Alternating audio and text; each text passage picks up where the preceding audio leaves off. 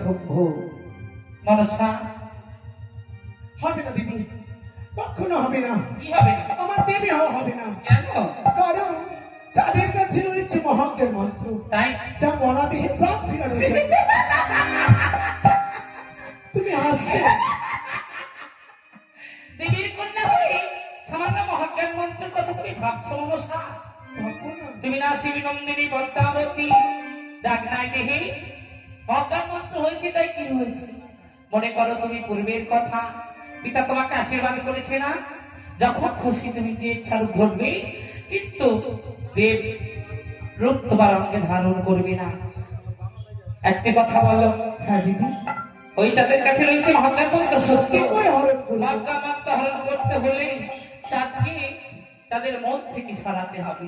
কেমন করে? হ্যাঁ, যাদের যে দম্ভকে একটিবারের জন্য সরিয়ে রাখতে হবে।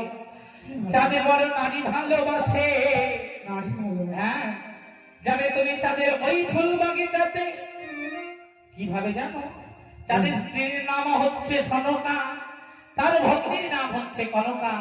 তাদের শালিকা কনকার রূপ ধারণ করে তুমি তাদের মনোরঞ্জন করবে গান গেয়ে, হ্যাঁ, নেচে মন ভুলিয়ে চলে বলে কলে কৌশলে তাদের কাছ থেকে মহাজ্ঞান মন্ত্র তুমি ধারণ করো। দিদি, আমি দেবকন্যা, আর এই দেবকন্যা হয়ে সামান্য মানবীর ওই চাঁদের শালিকার সঙ্গে ধারণ করতে হবে। ও নাহলে তুমি খোঁজা পাবা না ভগ্নী। ও, তুমি যখন ব্রাহ্মণ রূপ ধরতে পারছো, শালিকা রূপ ধরতে তোমার কি আসে যায়?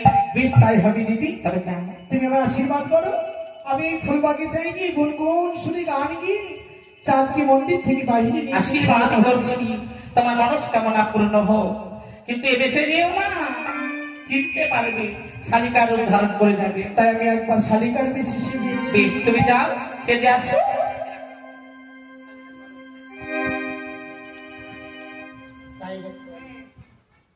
তাই দেখো, আজের আগে যেমন এই পদ্মাবতী শুধু একটি পুষ্পের কারণে কত কি করছেন।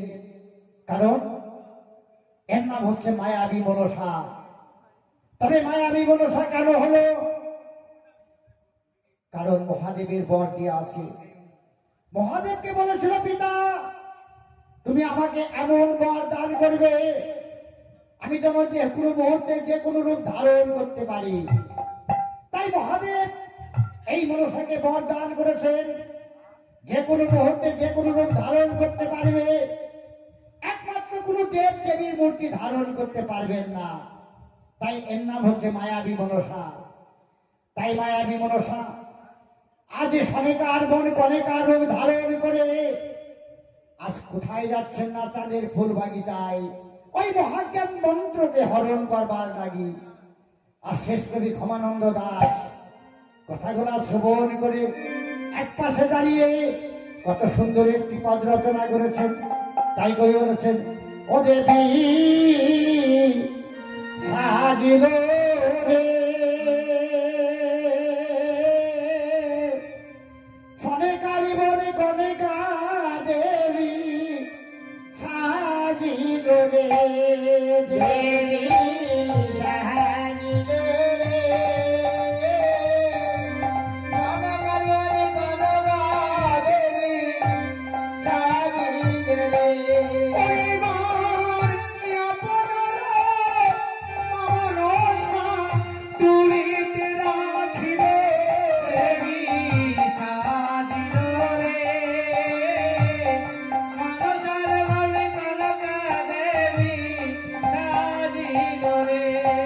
এইবার আপনার রূপে মনসায় আমার তুলিতে রাখিল, কণিকার বিষে মনসা সজ্জিত হলো। দেবী সাজিল রে, কনকার বনে কনকা দেবী সাজিল রে।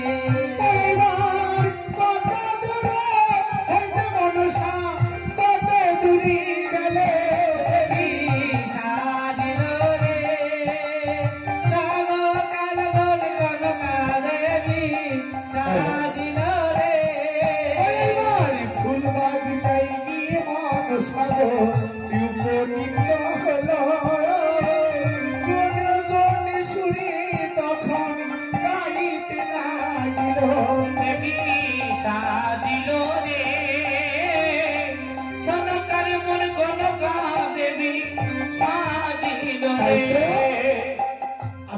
স্বাদের ফুল বাগিচায় চলে এসেছি। এইবার আমাকে চাঁদ মিষ্টি গান ভালোবাসি, আর নারীকেও ভালোবাসি। তাই তো আমি একবার গুনগুন শুনি গান গিয়ে চাঁদকে মন্দির থেকে বাহিরে নিয়ে আসবো। ওরে, এ কি শুনছি?